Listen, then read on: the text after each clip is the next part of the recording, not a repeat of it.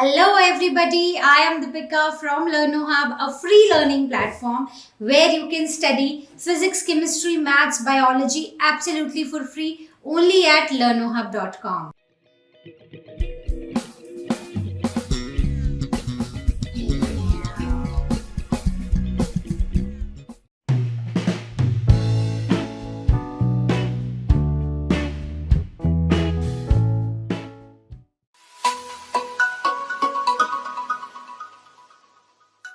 Start करते हैं question number 1. Explain antibiotic resistance observed in bacteria in the light of Darwinian selection theory. तो सबसे पहली चीज जो हम डिस्कस करेंगे वो ये है कि ये डार्विनियन सिलेक्शन थ्योरी है क्या. तो डार्विनियन सिलेक्शन थ्योरी ये बोलती है कि वो individuals with favorable variations are better adapted than individual with less favorable variation. मतलब कि नेचर उन ऑर्गेनिजम्स को सिलेक्ट करेगी या वो ऑर्गेनिजम्स सरवाइव करेंगे जिनके पास ज़्यादा फेवरेबल वेरिएशंस होंगी. हमने पढ़ा है कि जैसे जैसे टाइम बढ़ता जाता है, ठीक है, हमारे अंदर कुछ वेरिएशंस आती जाती है. एक छोटी सी म्यूटेशन से अगर हम ओवर पीरियड ऑफ टाइम देखें तो क्या आ रही है, वेरिएशंस आ रही हैं और एक इवोल्यूशन हो जा रही है. ठीक है, तो डार्विनियन सिलेक्शन थ्योरी ने वही बोला था कि वो इंडिविजुअल जिनके पास ज़्यादा फेवरेबल वेरिएशंस होती हैं वो सरवाइव करते हैं और वो इंडिविजुअल्स जिनके पास लेस फेवरेबल वेरिएशंस होती हैं वो मर जाते हैं. ठीक है, तो नेचर उन्हीं ऑर्गेनिजम्स को सिलेक्ट करेगा और वही ऑर्गेनिजम्स सरवाइव करेंगे जिनके पास ज़्यादा फेवरेबल वेरिएशंस होंगे. राइट. उसके बाद हमसे पूछा गया है कि हमें एंटीबायोटिक रेजिस्टेंस बतानी है बैक्टीरिया में एज पर दिस थियरी. ठीक है, तो अब एंटीबायोटिक रेजिस्टेंस कौन सी एंटीबायोटिक, हमने बात की है पेनिसिलिन की. तो जब एंटीबायोटिक पेनिसिलिन प्रेजेंट थी तो वहां पर जो सेंसिटिव बैक्टीरिया थे ना, जो इस एंटीबायोटिक को के लिए बहुत ज़्यादा सेंसिटिव थे, वो तो सारे के सारे मर गए. मतलब जो नहीं सरवाइव कर पाए इन कंडीशंस में वो सारे मर गए. ठीक है, उनके पास वो फेवरेबल वेरिएशंस थी नहीं. लेकिन कुछ ऐसे म्यूटेंट्स थे, कुछ बैक्टीरिया ने खुद को इस एंटीबायोटिक जो एंटीबायोटिक है उसके अगेंस्ट खुद को म्यूटेट कर लिया था कि इस एंटीबायोटिक का उनके ऊपर कोई फर्क ना पड़े. तो ऐसे जो म्यूटेंट्स थे वो सरवाइव किए, वो मल्टीप्लाई किए और वो नंबर में इंक्रीज हो गए. ठीक है, so these bacteria have undergone chance mutation. Chance mutation मतलब रैंडम म्यूटेशन, की कोई एक म्यूटेशन हुई और वो उनके लिए फेवरेबल रही. ठीक है, म्यूटेशन जरूरी नहीं है कि म्यूटेशन हर बार ऐसी हो कि वो हमारे लिए बेनिफिशियल ही हो. म्यूटेशंस ऐसी भी होती हैं जो हमारे लिए बेनिफिशियल नहीं होती हैं, लेकिन इस केस में जो म्यूटेशंस हुई इन बैक्टीरिया में वो उनके लिए फेवरेबल थी and they were able to survive in antibiotic penicillin. ठीक है, so which resulted in evolution of a gene. और उसके बाद ये जो जीन इवॉल्व हुआ उसके बाद सारी जो आगे पॉपुलेशन आई बैक्टीरिया की वो सारी की सारी पेनिसिलिन ड्रग के अगेंस्ट रेजिस्टेंट थी. ठीक है, तो वो सब पेनिसिलिन अगर पेनिसिलिन हो भी एनवायरनमेंट में तो भी वो खुद को सरवाइव कर सकती थी. ठीक है, सो आई होप आपको ये क्लियर हुआ होगा. बहुत ही सिंपल है ना. तो इसमें हमें म्यूटेशंस ही बतानी है और सबसे पहले हमें ये समझना होगा कि डार्विन थ्योरी क्या है. फिर डार्विन थ्योरी की कॉन्सेप्ट में हमें एंटीबायोटिक रेजिस्टेंस बतानी है बैक्टीरिया में. ठीक है, चलिए देखते हैं next question. Question number 2. Find out from newspapers and popular science articles any new fossil discoveries or controversies about evolution. तो हमें कुछ न्यूज़पेपर्स में कुछ पॉपुलर साइंस आर्टिकल्स देखने हैं जिनमें नई डिस्कवरीज का पता चले, हमें न्यू फॉसिल डिस्कवरीज का, और या फिर कोई एवोल्यूशन की कंट्रोवर्सी. तो मुझे कोई कंट्रोवर्सी तो नहीं मिली बट मुझे कुछ डिस्कवरीज का पता चला है, तो मैंने सोचा मैं आपके साथ शेयर कर दूं. एंड आई वुड सजेस्ट कि आप और थोड़ी रिसर्च करके और नई फॉसिल डिस्कवरीज के बारे में पता करें. तो सबसे पहले है लेडू महाडी माफ्यू. ठीक है, तो ये एक फॉसिल है जो साउथ अफ्रीका में मिला था. ठीक है, it is related to the beginning of gigantic dinosaurs. ठीक है, बहुत ही बहुत ही जायंट डायनासोर्स का एक फॉसिल मिला है and it is about 200 million years old. मतलब ये 200 मिलियन ईयर्स ओल्ड एक डायनासोर का फॉसिल मिला है जिसका वेट जो एक्सपेक्ट किया गया है स्टडी के अकॉर्डिंग दैट इज 12 टन।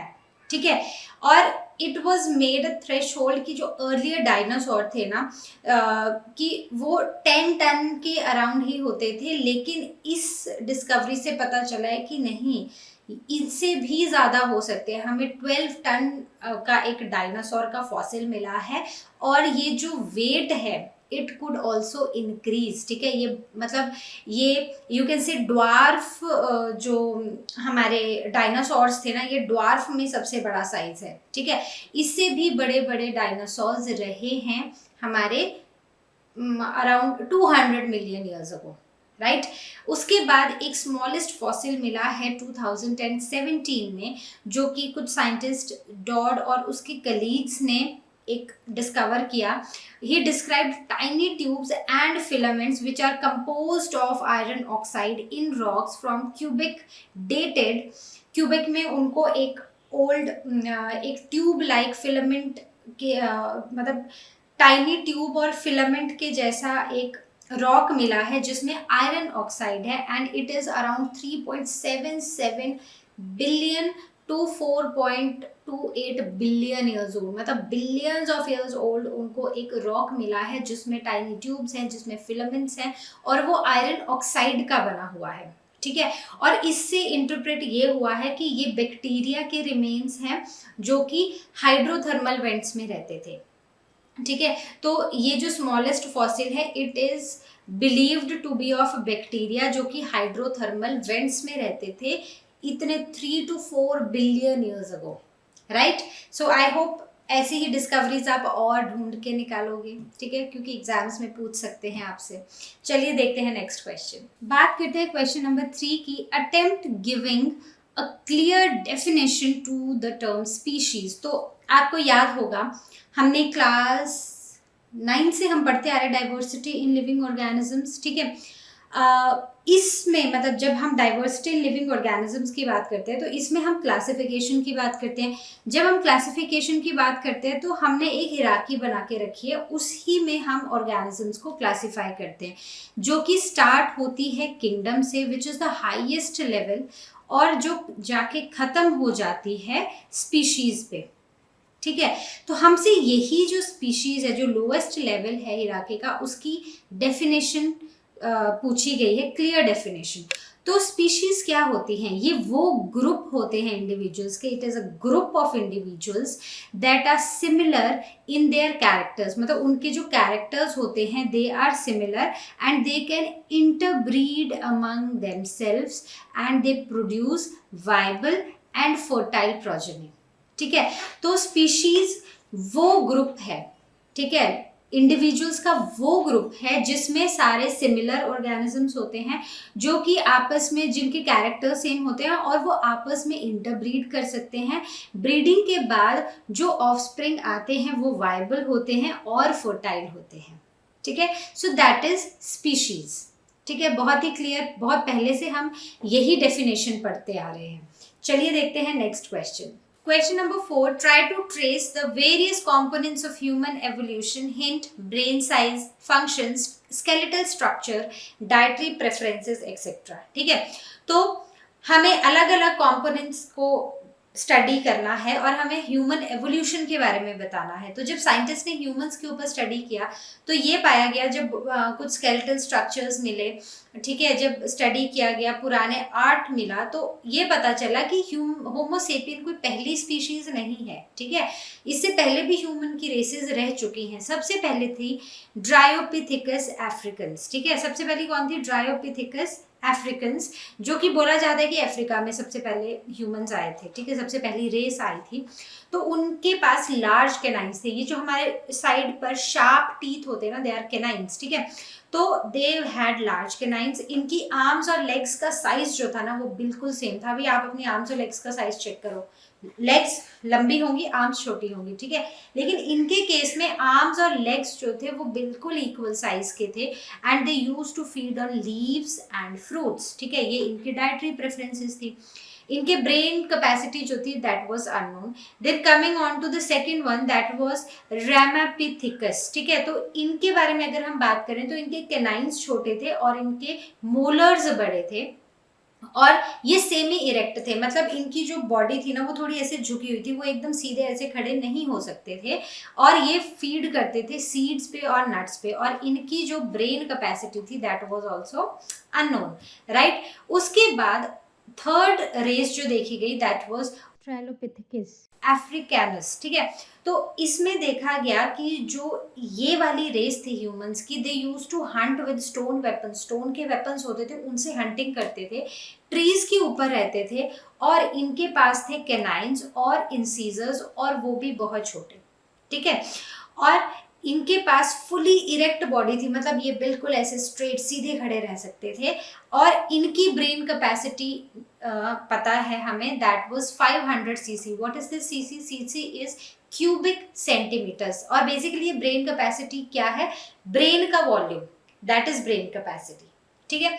उसके बाद आई fourth one that is Homo habilis. Homo habilis fourth race थी जिसमें छोटे कैनाइन्स पाए गए और ये फर्स्ट टूल मेकर्स थे। सबसे पहले जो टूल्स बने थे, जो बनाए गए थे, वो इन्होंने बनाए थे, होमो हैबिलिस रेस ने, ठीक है। तो ये क्यों बनाए थे? एनिमल्स को अटैक करने के लिए, ऐसे थोड़ा बनाएंगे, राइट। तो they had fully erect body और इनकी जो ब्रेन कैपेसिटी थी that was 650 to 800 cubic centimetres, ठीक है, तो मतलब इनका ब्रेन का वॉल्यूम, ओके। उसके बाद नेक्स्ट आए होमो इरेक्टस। तो अगेन अब एक बार हमने पढ़ लिया कि दे हैड अ स्ट्रेट, मतलब फुली इरेक्ट बॉडी, तो इनकी भी वैसी ही थी और ये यूज करते थे स्टोन्स और बोन के टूल्स हंटिंग के लिए, ठीक है, और ये खाते थे मीट, राइट। और इनकी जो ब्रेन कैपेसिटी थी दैट वाज 900 सीसी, मतलब 900 क्यूबिक सेंटीमीटर्स इनकी ब्रेन कैपेसिटी थी। उसके बाद आए होमो निएंडरथैलेंसिस, ठीक है, थैलेंसिस, ओके, तो बहुत ही डिफिकल्ट से नेम है। Then they were cave dwellers, मतलब सबसे पहले देखा गया कि ह्यूमंस, पहले तो वो पेड़ों पे ही रहते थे, पहली बार देखा गया कि उन्होंने वो केव्स में रहने लगे, उन्होंने केव्स बनाई और उनमें छुपते थे, वो उनमें रहते थे, उनमें खुद को बचाते थे एनिमल से। और जब कोई मतलब जब कोई इंसान मर जाता था तो फिर उनको वो दबा देते थे, ठीक है। So they started burying the dead bodies, right. उसके बाद इनकी ब्रेन कैपेसिटी देखी गई 1400 सीसी, ठीक है, तो ये बढ़ती जा रही है। उसके बाद जो आज जो प्रेजेंट लिविंग मॉडर्न डे है, जो मेन हैं वो सबसे इंटेलिजेंट पाए गए इनमें और इनकी ब्रेन कैपेसिटी 1200 टू 1600 सीसी देखी गई और they are the living modern men और they have developed so much. इन्होंने आर्ट डेवलप की है, कल्चर को डेवलप किया है, लैंग्वेजेस डेवलप की है, इन्होंने एनिमल्स को डोमेस्टिकेट करना स्टार्ट कर दिया है, ठीक है। So this is how we humans have evolved, ठीक है। कहाँ पर? ट्रीज पे रहते थे, फिर केव्स में आए और अब हम देखें तो अब हम कितने सुंदर सुंदर घर बनाते हैं, उनमें रहते हैं, ठीक है, और अपने लिए खाना बना रहे हैं, इतना डेवलप हो चुके हैं साइंस में। इसीलिए जो मॉडर्न डे स्पीशीज है होमो सेपियंस, इनको सबसे ज्यादा इंटेलिजेंट माना गया है, ठीक है, मतलब सभी स्पीशीज में, सभी रेसेस में, ह्यूमन की रेसेस में, ठीक है। चलिए देखते हैं नेक्स्ट क्वेश्चन। बात करते हैं क्वेश्चन नंबर 5 की। Find out through internet and popular science articles whether animals other than man has self consciousness. तो सेल्फ कॉन्शियसनेस क्या होती है? मतलब ये एक ऐसा फीचर है एनिमल्स में जिससे एक मैन, जैसे अगर हम मैन की बात करें कि मैन में तो सेल्फ कॉन्शियसनेस है, कैसे है?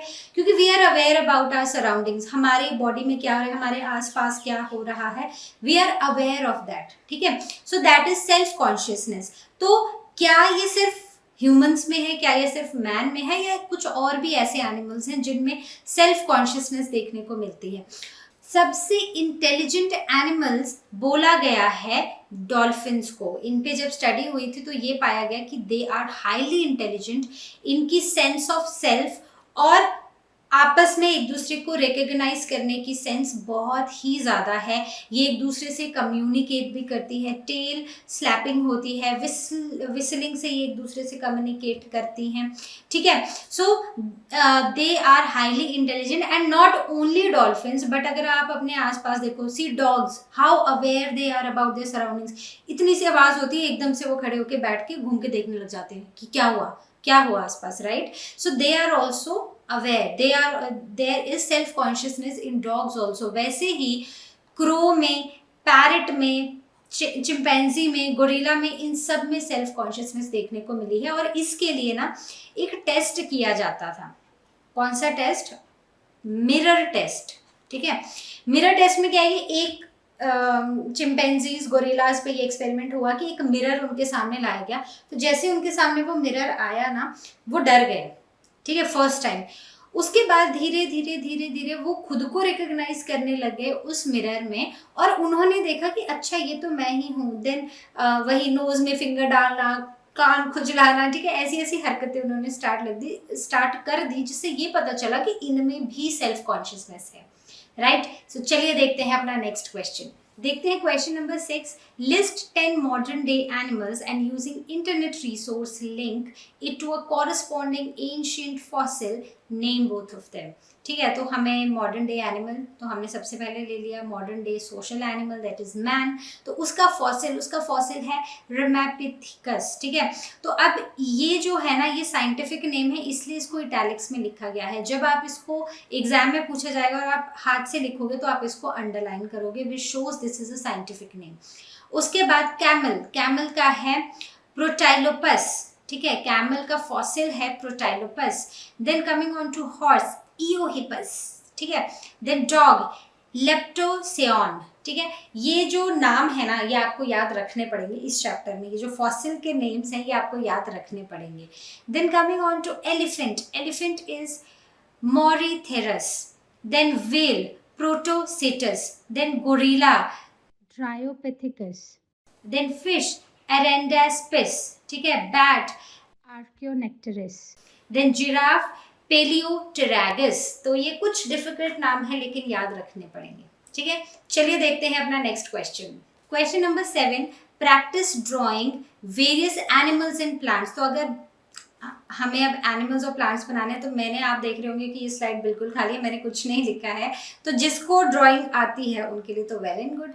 जिसको ड्राइंग नहीं आती है वो क्या करेगा? अब वो ऐसा करेगा कि वो उनको ट्रेस करेगा और फिर बाद में ड्रॉ करने की कोशिश कर लेगा, राइट। सो बहुत ही सिंपल है। चलिए देखते हैं next question. Question number 8, describe one example of adaptive radiation.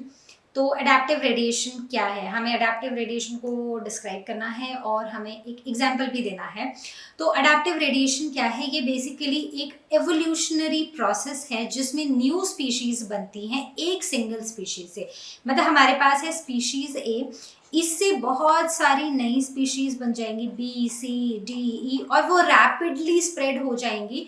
और ये जो स्पीशीज है ये इसके जैसी नहीं होगी, मतलब क्योंकि ये स्पीशीज है तो ये अलग अलग स्पीशीज बन जाएंगी जो रैपिडली स्प्रेड होंगी, ठीक है, बहुत सारी डाइवर्सिटी बना देगी।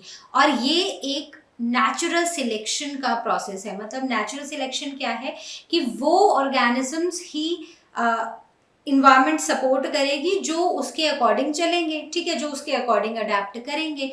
तो अडेप्टिव रेडिएशन एक नेचुरल सिलेक्शन का प्रोसेस है। इसका एक बेस्ट एग्जाम्पल है Darwin finches of Galapagos island, ठीक है। ये एक आइलैंड है, उसके डार्विन फिंचेस की बात हो रही है, जहाँ पर बहुत सारी स्पीशीज ओरिजिनेट हुई थी एक स्पीशीज से। और जो नई स्पीशीज जो थी, बहुत सारी स्पीशीज इवॉल्व हुई, डाइवर्ज हुई, ठीक है, और अडेप्ट हुई to occupy the new habitats. क्योंकि जो हैबिटेट्स थे वो बदल चुके थे, तो अपने अपने हैबिटेट में रहने के लिए उन्होंने खुद को क्या किया, खुद को अडेप्ट किया, खुद को डाइवर्ट किया, खुद को म्यूटेट किया, ठीक है। So these finches have developed different eating habits, different types of beaks to suit the different feeding habits, की मतलब वहां पर जो वो एनिमल्स थे उन्होंने अपनी ईटिंग हैबिट्स को बदला, हर एनिमल ने, हर स्पीशीज ने अपनी अलग ईटिंग हैबिट्स को अडेप्ट किया और उसके अकॉर्डिंग ही अपनी जो बीक थी, जो चोंच थी, उसको भी मॉडिफाई किया ताकि वो अपना खाना अफोर्ड कर सके और उस जो नया एनवायरनमेंट था, नया हैबिटेट था, वहां पर रह सके, ठीक है। बहुत ही सिंपल एग्जांपल था। चलिए देखते हैं next question. Question number 9, can we call human evolution as adaptive radiation? तो क्या हम ह्यूमन एवोल्यूशन को अडेप्टिव रेडिएशन बोल सकते हैं? हमने बहुत सारी ह्यूमन स्पीशीज पढ़ी थी कि इसके बाद ये आया, ठीक है, ये हुआ, तो क्या ये बहुत जल्दी हुआ है? नहीं, इसमें बहुत ज्यादा टाइम लगा है, ठीक है। सो ह्यूमन एवोल्यूशन को हम अडेप्टिव रेडिएशन नहीं बोल सकते हैं, ठीक है। क्यों? क्योंकि अडेप्टिव रेडिएशन एक एवोल्यूशनरी प्रोसेस है जिसमें एक सिंगल स्पीशीज से बहुत सारी स्पीशीज बनती हैं, ठीक है, और वो रैपिडली डाइवर्सिफाई होती है, बहुत सारी डाइवर्सिटी हो जाती है एक सिंगल स्पीशीज से, बहुत सारी अलग अलग स्पीशीज बनती हैं जो अलग अलग होती हैं। और this is not in case of human evolution. Human evolution में ऐसा तो नहीं हुआ ना कि एक थे हमारे वो रैमापिथिकस जो एक स्पीशीज थी और उससे अब बहुत सारी बन गई, ऐसा नहीं हुआ है। इसके बाद एक आई है, फिर उसके बाद एक आई है, उसके बाद एक आई है, फिर उसके बाद लास्ट में अब जो एग्जिस्ट कर रही है दैट इज होमोसेपियंस आई है, ठीक है। एक ही से एकदम से बहुत सारी नहीं बनी है। So this is not adaptive radiation. Human evolution जो हुई है वो एक स्लो और ग्रेजुअल प्रोसेस था, वो अडेप्टिव रेडिएशंस नहीं थी, ओके। तो आई होप ये जो लास्ट क्वेश्चन था ना, इसके साथ भी कुछ लिंक हुआ होगा ये क्वेश्चन और आपको दोनों क्वेश्चंस अच्छे से समझ आए होंगे। Question number 10, using various resources such as your school library, internet and discussion with your teacher, trace the evolutionary stages of any one animal, say horse। तो हॉर्स की कर लेते हैं, किसी भी एक एनिमल की करनी है, हॉर्स की देख लेते हैं। तो हॉर्स का जो एवोल्यूशन था वो स्टार्ट हुआ था इयोसीन पीरियड में, और जो इसकी ये फॉसिल स्पीशीज है दैट इज इयोहिपस, ठीक है, ये फॉसिल स्पीशीज है, राइट। अब इसमें ये फॉसिल हैं बेसिकली हॉर्स के। तो इसकी जो एवोल्यूशनरी स्टेजेस थी तो उनमें देखा गया कि विद टाइम जो हॉर्स था उसकी बॉडी का साइज ग्रेजुअली इंक्रीज हुआ। पहले वो बिल्कुल ऐसे जैसे डॉग होते हैं ना, छोटा सा, देन बेंट बैक, ऐसा था, लेकिन ग्रेजुअली वो साइज में इंक्रीज हुआ, उसके लिम्स इंक्रीज हुए साइज में, उसका हेड इलोंगेट हुआ, ठीक है, उसकी नेक इलोंगेट हुई, then there was reduction in there was gradually reduction in the lateral digits, मतलब डिजिट्स थे जो फिंगर्स थी वो धीरे धीरे कम हुई, ठीक है। अब आप देखोगे तो उनकी ऐसे 5, अगर आप पाँव देखोगे तो ऐसे 5 या 4 या 3 फिंगर्स ऐसे नहीं दिखाई देती हैं, ठीक है, वो बड़े बड़े से उनके लेटरल डिजिट्स दिखाई देते हैं, ठीक है, 2 होते हैं बेसिकली, हमें एक डिविजन दिखाई देती है। Then there was the enlargement of third functional toe, ठीक है, और उसके बाद उन्होंने अपनी बैक को स्ट्रॉन्ग किया। आज आप देखते हो लोग हॉर्स राइडिंग करते हैं, राइट, तो वो क्यों कर पाते हैं? क्योंकि बैक जो हॉर्स की है वो इतनी स्ट्रॉन्ग है कि उस पर एक इंसान बैठ सकता है। Then they started developing their brain, their sensory organs, and finally उनकी जो टीथ की कॉम्प्लेक्सिटी थी वो भी इम्प्रूव हुई, मतलब टीथ जो थे वो भी इम्प्रूव हुए ताकि वो ग्रास पे फीड कर सकें, ठीक है। तो अब अगर हम इनका जो फॉसिल से स्टार्ट करें तो इट स्टार्टेड फ्रॉम इयोहिपस, ठीक है, ये इसमें होना चाहिए था, इटैलिक्स में होना चाहिए था, तो I will underline it. Then Eocene period में सबसे पहला देखा गया, उसके बाद है मीजोहिपस जो ओलिगोसीन पीरियड में देखा गया, then Merychippus that is Miocene period में, then Pliohippus that is Pliocene period में, and then Equus that is Pleistocene period में। तो ये अलग अलग जो हॉर्स थे उनके फॉसिल्स स्टडी किए गए, तो ऐसे वो इवॉल्व हुए हैं, उन्होंने ग्रेजुअली अपनी बॉडी को ऐसे चेंज किया है नेक को, बैक को, हेड को, देन टीथ को, देन उनके टोज को, ताकि वो उस चेंजिंग कंडीशंस में वो खुद को अडेप्ट कर सकें, राइट। सो आई होप आपको सभी क्वेश्चंस बहुत ही अच्छे से क्लियर हुए होंगे। तो अब आपको ये चैप्टर क्लियर हुआ होगा, आपके क्वेश्चंस आपको क्लियर हुए होंगे। अब हम मिलेंगे अपनी नेक्स्ट वीडियो में, और तब तक जैसा कि आप जानते हैं, लर्नो हब फ्री है पर बेस्ट है।